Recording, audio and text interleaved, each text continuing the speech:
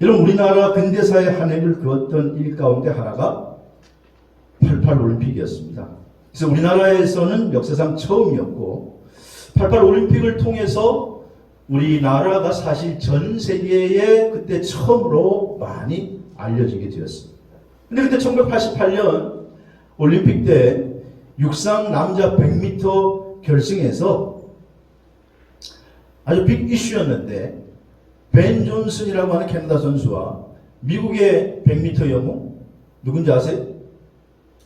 칼 루이스라고 하는 그 선수의 그 대결이 아주 볼만했는데, 근데 결과는 캐나다의 벤 존슨이라는 선수가 9초 79로 미국의 육상용 칼 루이스 9초 94 기록보다 0.15초 앞선 기록으로 금메달을 차지하게 됐습니다. 그래서 막 그냥 세계 대에서 특필이 됐고, 이게 세계 신기록이었기 때문에, 이야, 인간이 이렇게 빨리 달릴 수가 있다라고 해서 막 관심이 쏟아졌는데, 여러분 기억나시죠? 그 다음날 이 벤 존슨이 약물 복용했다. 그래서 금지 약물 복용이 발각이 돼서 금메달 박탈과 함께 기록이 어떻게 취소가 됐습니다. 그러니까 금메달의 연관이 하루도 가지 못했었습니다.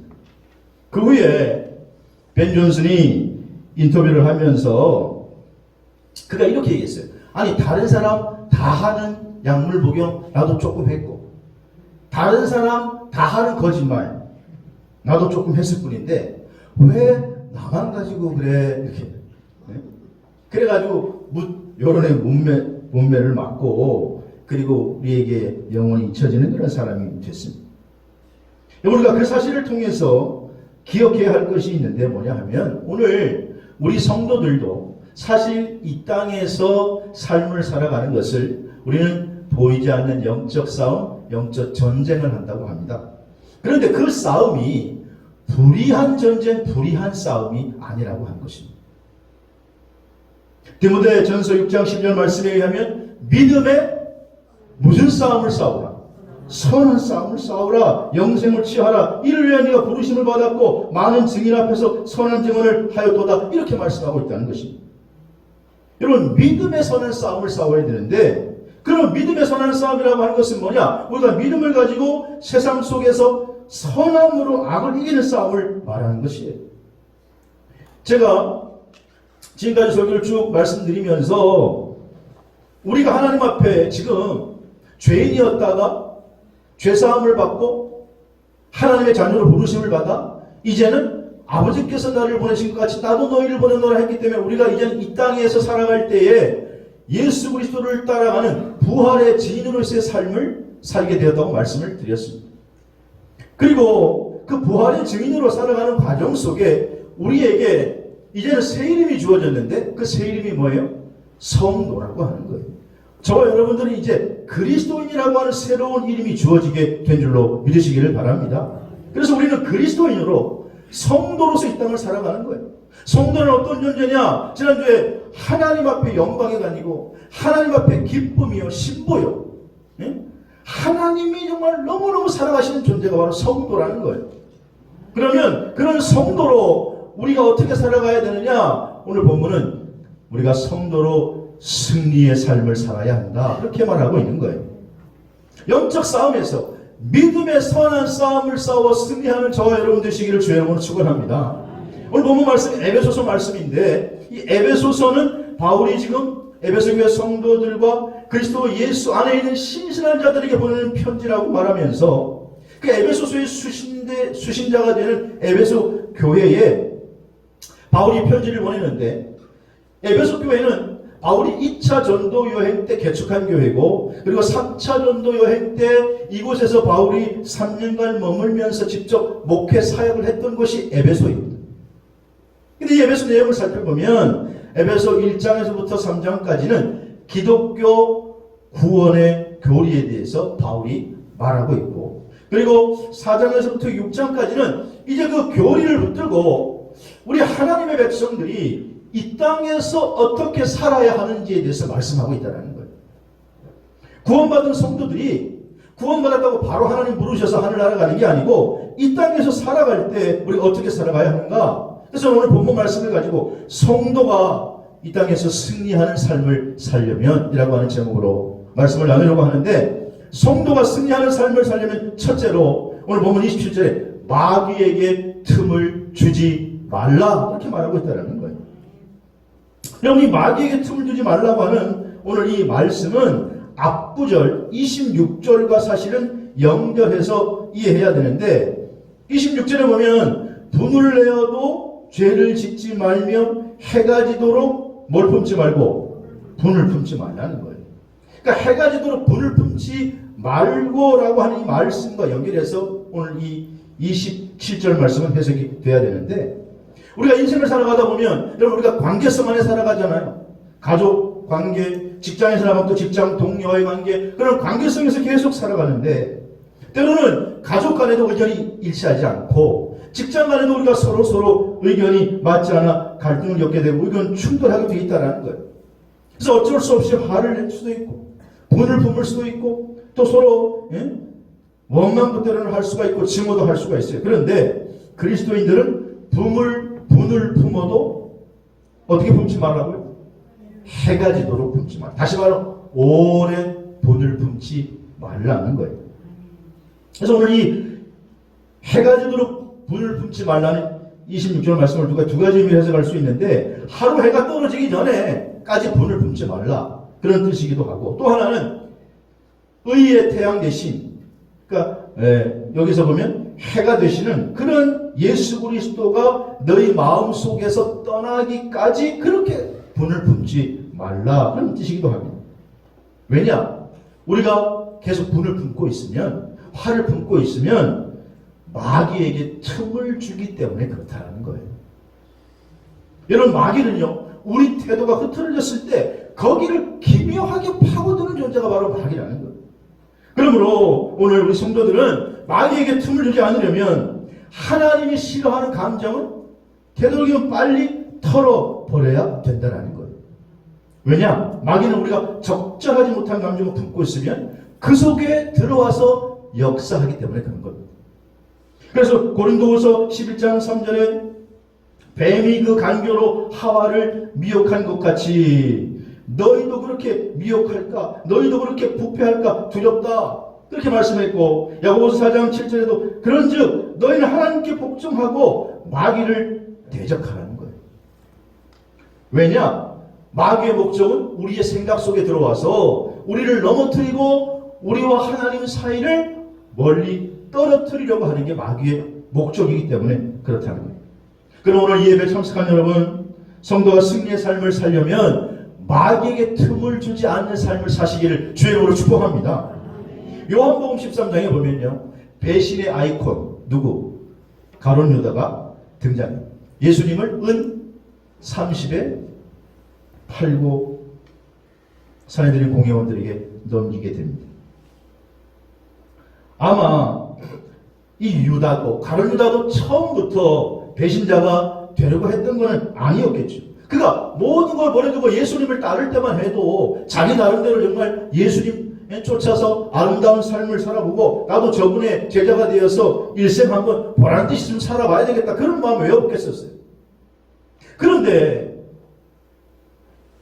이 가룟 유다가 가만히 보니까 분위기가 이상하게 돌아가잖아요.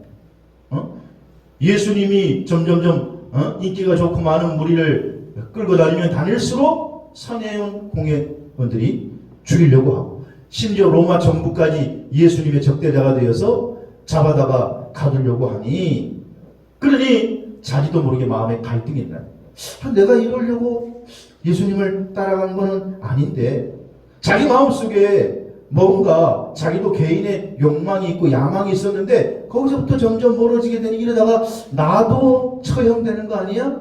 이거 나도 잡혀서 신세 망치는 거 아니야? 그런 순간에 마귀가 틈을 탔더라는 거예요. 요한복음 13장 2절에 뭐라고 그럽니까? 다시 볼까요? 시작. 마귀가 벌써 시몬의 아들 가룟 유다의 마음에 예수를 팔려는 생각을 넣었다. 그때 가룟 유다의 마음에 마귀가 싹 들어오게 되었다는 거예요. 그래서 결국은 가룟 유다는 넘어질 수밖에 없는 거죠. 여러분 우리도 가룟도와 같아질 수 있다는 거예요. 지금은 우리가 선한 의도로 주님을 따르고 있고 신실하게 주님을 따르고 있지만은 그러나 우리가 마음을 지키지 못할 때에 마음의 틈을 열어줄 때에 그 순간에 마귀가 들어온 것처럼 우리도 예외가 아니라는 사실을 기억하십시오. 마귀의 미혹에 빠지지 않게 되기를 주의 이름으로 축원합니다. 누가복음 22장 31절 이하의 말씀을 보면 십자가를 앞에 두고 있는 예수님께서 제자들을 불러 모아놓고 특별히 시몬에게 이렇게 말씀하셨어요. 시몬아 시몬아 사탄이 앞으로 너를 밀가부르듯 할 거야. 그러니 내가 너를 위해서 믿음이 떨어지지 않기를 기도하는데 너는 돌이킨 후에는 굳게 해라. 네 형제들도 굳게 하고 너도 굳게 해라. 그러니까 33절에 시몬이 대답합니다. 뭐라고 합니까? 주여 내가 주와 함께 옥에도 가고 죽는 데에도 가기를 각오했습니다. 주님 나 갈릴리 출신입니다. 갈릴리 출신. 의지가 세고 우리는 의리에 살고 의리에 죽습니다. 막 이러면서 응? 요즘으로 말하면 뭐라 그래요? 한번 해병은 막 영원한 해병입니다. 막 이러면서 그러면서 자기는 배반하지 않겠다는 거예요. 그런데 3번 부인하고 네? 그리고 예수님을 저주하고 도망가 버리고 말았어요. 그럼 은 30에 판 가문 유다나 7번 부인하고 도망간 베드로나 거기서 거기라는 거예요. 그러니까 전승에 의하면 베드로가 그 후에 아침 닭이 울 때마다 예수님이 닭 울기 전에 네가 나를 부인하라 했어요. 아침 닭이 울 때마다 베드로가 통곡하고 회개해가지고 베드로의 이 눈은 늘 눈물로 물러 있었다 그러잖아요. 그리고 나중에 베드로가 뼈아프게 자기가 회개하고 깨달은 후에 뭐라고 우리에게 권면합니까? 베드로 전서 5장 8절에서 9절에 이렇게 권면해요. 시작. 근신하라 깨어라 너희 대적 마귀가 오는 사자같이 돌아다니며 산깃자를 찾나니 너희는 믿음을 굳건하게 하여 그를 대적하라. 아멘. 그래서 언제 마귀가 우리를 틈탈지 모른다. 우리의 생각이 틈탈지 모르니 깨어서 대적하라는 거예요. 깨어 있으라는 거예요. 그럼 사랑하는 여러분, 승리의 삶을 살기를 원한다면 마귀에게 틈을 주지 않기를 주의 이름으로 축원합니다. 인류의 조상 아담과 하와에게도 마찬가지. 하나님께서 에덴 동산에 살 때 처음에는 거기에 죄악이 없었습니다. 하나님께서 말씀하시기를 이 동산에 있는 나무 모든 열간 다 따먹어라. 그러나 동산 중앙에 있는 선악을 알게 하는 그 열매만 먹지 말아라. 그 열매를 먹으면 정령 죽으리라. 그때까지는 죄가 없었어요. 근데 하루는 마귀가 슬 오더니만 하와에게 야 하나님이 동산 모든 실과를 먹지 말라고 그러더냐? 아니라고. 다 먹으라고 했다고. 그러니까 그러면 동산 중앙에 있는 그거 먹지 말라고 그러더냐? 먹지 말라고 그랬어요? 먹으라고 그랬어요? 먹지 말라고 정령 죽으려고 했는데 하와가 아니 먹으라고 했어. 먹는 날에는 죽는다 그러던가? 죽을까 하노. 그러니까 그때 마귀가 당당하게 파고들어가지고 죽기를 뭘 죽냐? 먹고 하나님처럼 될까봐 하나님이 두려워서 그러는 거야. 죽지 않고 눈이 밝아져서 하나님처럼 된다고 유혹하는 거야. 그러니까 그 말을 들으니 그때부터 그 선악과 열매가 보암직도 하고 먹음직도 하고 탐스럽게 보여 홀라당 먹은 거예요. 혼자 먹지 같이 또 먹여가지고. 여러분 그래서 죄라고 하는 것은 뭐냐? 탐으로 벌어진 사이에 마귀가 들어와서 틈을 내는 거예요. 뭐라고요? 탐으로 벌어진 사이를 마귀가 들어와서 틈을 내는 거예요. 탐과 틈 사이를 마귀가 들어오는 거예요. 탐이라고 하는 것은 탐욕의 중간이에요. 탐욕. 인간의 탐욕에 마귀가 슬쩍 들어와서 그래서 하나님과 우리 사이를 쓱 벌려서 하나님과 우리 사이에 틈을 버리는 게 죄인 줄로 깨달으시기를 바랍니다. 여러분 그러니까 마귀는 지금도 어쨌든 우리를 무너뜨리기 위해서 틈을 내기만 하면 틈이 벌어지기만 하면 그 건물은 무너지게 돼 있거든요. 그런데 마귀는 그 탐과 틈을 타고 언제든지 하나님과 우리 사이를 벌려서 우리의 실존적 삶을 무너뜨려서 자기의 자녀로 삼으려고 하는 것이 마귀의 목적이기 때문에 오늘도 수없이 유혹하고 오늘도 우리에게 탐하는 마음을 자꾸 그냥 부어주고 조금 사이가 벌어지면 이 기가 막히게 들어와서 벌리는 거예요. 틈을 내고 틈을 벌리고 하는 게 마귀라는 거예요. 바울도 디모데에게 편지하면서 디모데후서 4장 1절에 대만은 이 세상을 사랑하여 나를 버리고 데살로니가로 갔고 그렇게 합니다. 이 대마라고 하는 사람도 처음에는 정말 신실한 하나님을 따르는 사람이었는데 결국 그 틈에서 멀어져서 세상으로 가버리고 말았다는 거예요. 사랑하는 성도 여러분, 그러므로 그리스도인으로 부름받은 우리가 한 해의 삶을 마귀에게 조금 더 틈을 주지 않고 승리하게 되기를 주의 이름으로 축원합니다. 두 번째로 오늘 우리가 성도로 승리의 삶을 살려면요, 오늘 30절 보니까 성령을 근심하지 말게 해야 된다. 하나님의 성령을 근심하게 하지 말라, 이렇게 말하고 있습니다. 여기서 성령을 근심하게 하지 않는 삶이라고 하는 것은 마귀에게 틈을 주지 않는 삶과 일맥상통하는 거죠. 그러니까 마귀에게 틈을 주면 마귀는 그 틈을 타고 들어와서 우리의 삶을 유혹하고 죄를 짓게 하고 결국은 그 죄를 짓게 하면 우리 안에 성령이 근심하게 되어 있다는 것이에요. 그래서 성령을 근심하지 말게 하라. 너희가 인생을 살아갈 때 성령을 꼭 의지하고 살아가라, 그 말씀입니다. 오늘 예배 참석한 여러분, 성령님과 늘 함께 하시기를 주의 이름으로 축원합니다. 성령의 근심이 아니라 성령의 기쁨의 존재가 되기를 주의 이름으로 축원합니다. 이사야 63장 말씀에 보면요, 포로기에 이스라엘 백성에게 이사야가 하나님의 말씀을 전달해서 희망의 메시지를 선포해요. 하나님이 너희를 꼭 회복시킬 거라는 거예요. 너희가 죄악 가운데 있어서 결국 나라가 망하게 되고 포로로 끌려가지만 그러나 하나님이 분명히 회복시킬 것이다. 근데 그때 할 일이 있다라는 거예요. 그때 할 일이 있는데 그 말씀을 63장 10절에 이렇게 권면해요. 아주 독특한 표현이에요. 성경 가운데 구약에서는 그들이 반역하여 주의 성령을 근심하게 하였으므로, 그래서 너희들은 근심하게 하지 말라. 그들이 누구냐? 그들이 너희 조상 이스라엘의 조상, 너희 선조들이 하나님께 대적해서 성령을 근심하게 했기 때문에 너희가 어려움을 당했는데, 이제 다시 돌아오게 되면 이제는 성령을 근심하게 하는 일은 좀 제발 좀 하지 말라는 거예요.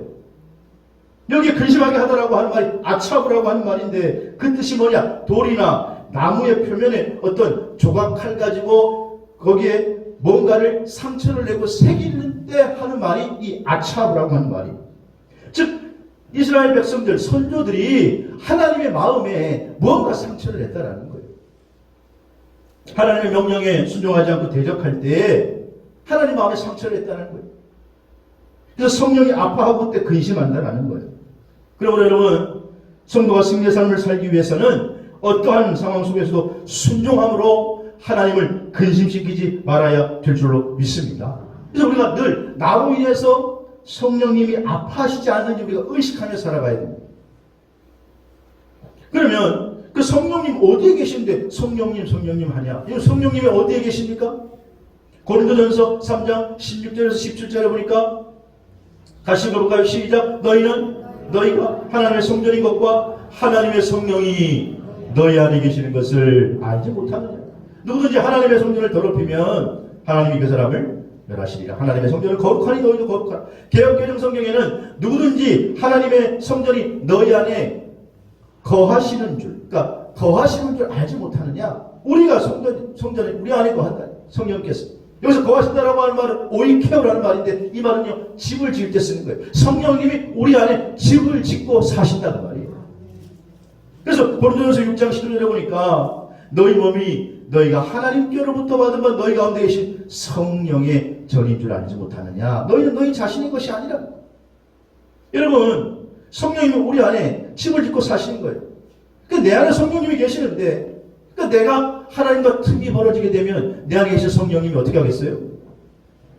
근심하시고, 걱정하시고, 내가 죄의 길에 서게 되면 성령이 내 안에서 불안해하고. 그래서 여러분, 내 마음이 불안하고 갈등을 느끼고 하는 건 내 안에 계신 누가? 성령님이 근심하고 걱정하기 때문에 그런 거예요. 그러므로 성령님을 근심케 하는 자가 아니라 성령님을 기뻐하는 자가 되시기를 주의 이름으로 축원합니다.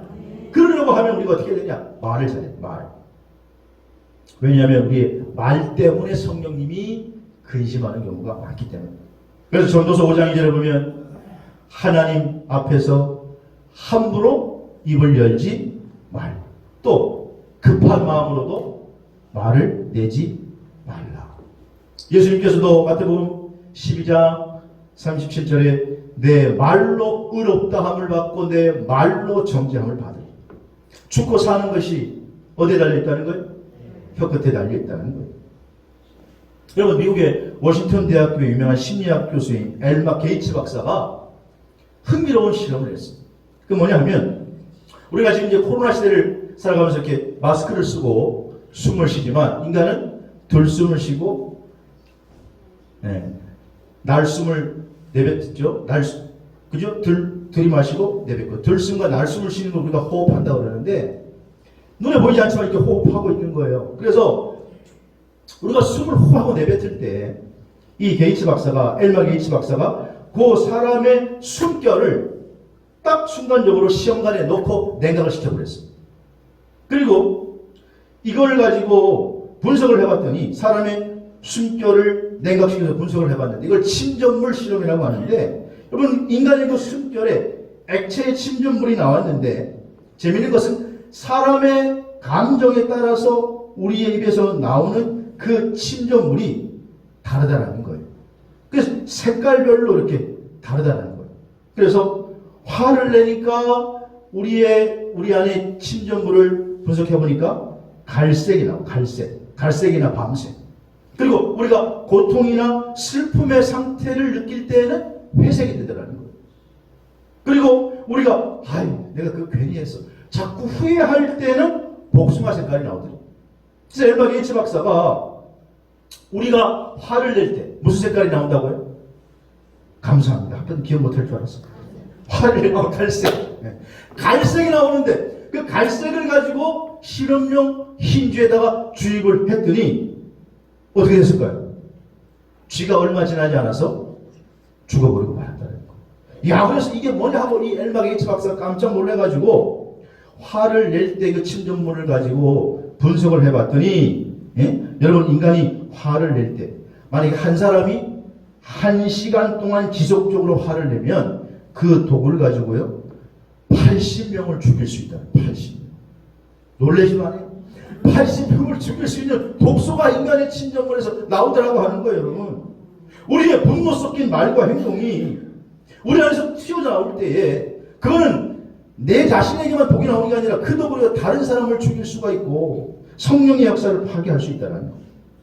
그러니까 우리가 잘못된 언행이 성령님과의 관계를 깨뜨리고 듣는 사람의 영혼도 파괴할 뿐만 아니라 나 자신에게도 독이 되는 무시무시한 결과를 낳게 되는 거예요. 그러므로 성령님을 근심시키는 입과 우리가 이 말조심을 해야 된다는 거예요. 성령님을 기쁘시게 하는 자가 되시기를 주님의 이름으로 축복합니다.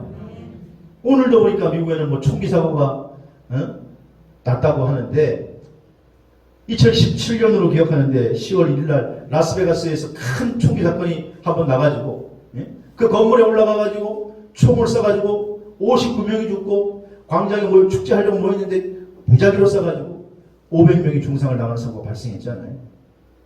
이게 범인을 잡았는데, 범인을 잡아도 여러분 요즘은 겉으로 보기에 다 멀쩡한 사람이에요. 멀쩡한 사람.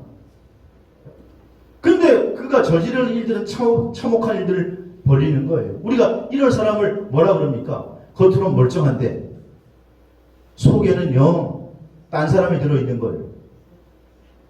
이걸 심리학적으로, 범죄 심리학적으로 뭐라 그래요? 사이코패스라. 사이코패스. 요즘 점점 사이코패스가 늘어나는 거 여러분 아시죠? 사이코패스가 점점 늘어나는 거예요. 겉으로는 멀쩡해 보이는데 끔찍한 범죄를 저지르는 성격장애를 가지고 있는 사람들 사이코패스라고. 그래서 일본의 심리학자인 나시무라 유키 박사는 사이코패스는요 정장 차림의 뱀이다. 그런 표현을 써요. 정장 차림의 뱀. 정장 차림으로 와 있는 것 같지만 속에는 뭐가 있다는 거예요. 그리고 캐나다 심리학자 로버트 헤어 박사는 사이코패스의 전형적인 모습은 사실은 화이트 칼라 사이코패스라는 거예요. 여러분 화이트 칼라 아시죠? 저처럼 이렇게 양복 입고 속에 이렇게 하얀 와이셔츠 끼고 겉으로는 멀쩡하게 보이지만은 속에는 뭐가 들어있다는 거예요. 사이코패스라는 거예요. 그래서 점점 앞으로 살아갈 때에 겉으로는 멀쩡하게 보이지만은 속은 사이코패스들이 점점 늘어나는 건 왜 그러냐? 마음의 죄는 겉과 다르다는 거예요. 누가 내 마음을 운전하느냐에 따라서 여러분 술을 마신 분이 운전대를 잡으면 그 자동차를 우리가 뭐라 그래요? 음주운전 자동차라고 그러는 거예요. 마약을 운반하는 분이 그 자동차를 운전하면 마약 운반용 자동차라고 그러는 거예요. 우리 인생도 누가 우리의 마음으로 운전하느냐에 따라 달라지는 거예요. 바라기는 성령님이 저와 여러분의 마음을 운행하시기를 주의 이름으로 축원합니다. 성령님이 우리의 마음의 주인 돼서 기뻐하시는 삶에서, 그래서 무릇 지킬 만한 것 중에 내 마음을 지켜라. 생명의 근원이 여기서 남이니라. 바울은 오늘 구원받은 성도들의 삶, 성도와 승리하려면 성령님을 근심시켜서는 안 된다. 네 마음의 주인을 성령님으로 삼고 그 성령님을 기쁘게 할 때 의의 주인공, 승리의 주인공이 되시는 줄로 믿으시기를 바랍니다. 마지막 세 번째로 오늘 성도가 승리하려면요, 32절에 보니까 서로 용서하기를 하나님이 그리스도 안에서 너희를 용서한 것 같이 하라, 이렇게 말하고 있습니다.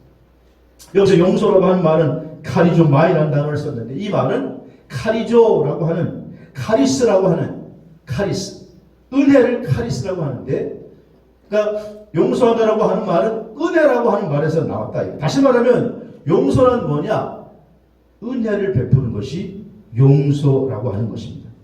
여러분, 우리가 우리 이웃을 용서해야 할 이유는 간단하죠. 우리 주님께서 아무런 대가 없이 우리를 용서해 주셨기 때문에 너희도 그렇게 하라 말씀하신 줄로 믿습니다. 그래서 인간의 감정의 동료는 우리가 있을지 몰라도 우리가 용서할 수 없는 대상은 아무도 없다는 거예요. 하나님께서 자신의 독생자 아들을 십자가에서 희생시켜서 우리의 죄를 용서하시면서 본을 보이시고 이렇게 말씀하시기를 마태복음 6장 14절 15절에 이렇게 말씀하십니다. 시작. 너희가 사람의 잘못을 용서하면 너희 하늘아버지께서도 너희 잘못을 용서하려니와 너희가 사람의 잘못을 용서하지 아니하면 너희 아버지께서도 너희 잘못을 용서하지 아니하시리라. 아멘. 골로새 3장 14절에도 너희가 불만이 있거든 서로 용납하고 피차 용서하되 주께서 너희를 용서하신 것 같이 너희도 그렇게 하라, 이렇게 말씀하셨습니다. 마태복음 18장에 보면 마태복음 18장 21절 이하에 하루는요, 베드로가 그런 말을 합니다. 주님, 형제들을, 이웃들을 몇 번까지 용서하면 됩니까? 그리고 베드로가 탁 생각해보기를, 당시의 율법학자들이 율법에 근거하기를 가장 많이 용서하라고 나와 있는 그 횟수가 몇 번이에요? 네, 3번. 우리말에 3세번이죠. 3세번. 이스라엘도 마찬가지예요. 율법학자들이 그 율법에 3번까지 용서하면 최대한 용서하는 거다. 그러니까 베드로는 거기다 꽃배기를 딱 더해가지고 한 번을 더 하니까 몇 번이에요? 7번. 베드로는 나름 많이 썼어요. 그래가지고 7번 용서하면 됩니까? 그리고는 베드로가 주님으로부터 야, 베드로야, 너 참 잘한다, 이렇게 칭찬받을 걸 기대하고 있었는데 주님께서 뭐라고 얘기하십니까? 7번씩 70번이라도 할지니라. 베드로가 또 칭찬 또 못 받는구나. 네? 그리고 유명한 말씀하시기를 천국은 마치 어떤 것과 같으냐, 종들과 결산하는 어떤 임금과 같은데, 그러면서 비유의 말씀을 하나 하시는 거예요. 어떤 임금에게 종들이 있었는데 한 종은 1만 달란트를 빚졌대. 1만 달란트. 여러분, 한 달란트가 얼마쯤 될까요?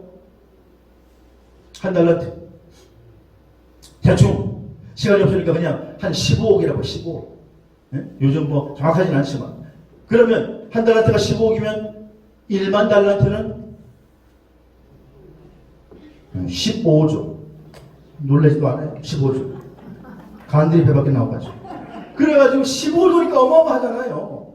그거를 빚을 졌는데 탕감을 하지 못해. 그래가지고 임금이 갚을 능력이 안 되니까 그러면 갚아줬어. 너 안 갚아도 된다. 그러니까 이 종이 좋아가지고 기뻐하며 밖으로 나가다가 자기 동료 하나를 만났는데 그 동료는 자기에게 100데나리온 빚졌어. 100데나리온. 한 데나리온이 얼마라고요? 한 데나리온이 노동자가 하루 일한 품삯이 한 데나리온. 그러면 쉽게 계산하면 10만원 치면 100데나리온이면, 예? 고농소들이 100데나리온이면 1,000만 원 되잖아요. 그죠? 1,000만. 한 대나리온, 하루에 10만 원까지 맞나요? 맞죠? 근데 나가다가 자기 동료가 100데나리온 빚져 있는데 너 돈은 언제 갚아? 그러니까 지금 정말 급한데 내가 조금만 참으면 갚는다 그러니까 뭐 이런 응? 없는 놈이 다 있어 이러면서 감옥에 가둬버렸다는 거. 근데 나중에 그게 너무하니까 그 동료들이 그 이야기를 해가지고 그게 임금에게 들어갔어요. 임금님이 부릅니다. 야, 나는 너에게 1만 달란트 빚진 것을 갚아줬는데 너는 100다리온 빚진 거 가지고 동료를 감옥에 가고 그러면서 다시 도로 원상복구 다 갚아. 그리고 그를 감옥에 넣었다. 여러분 그러면서 마태복음 18장 35절에 이렇게 말씀하죠.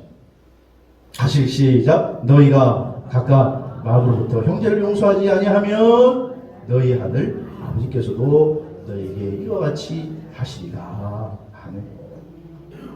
창세기 45장에서 보면 하루는 믿음의 사람 요셉에게 형들이 찾아옵니다. 이 형들은 요셉을 판 사람들입니다. 17살에 팔아가지고 요셉이 30살이 될 때까지 만난 적이 없어요. 고생 요셉이 정말로 집 나가면 정말 고생을 다 했습니다. 그래가지고 애국 국무총리에 올랐는데 그 나라에 온 땅에 고대 근동에 기근이 드니까 양식을 찾으러 형들이 대국에까지 쫓아오게 됐어요.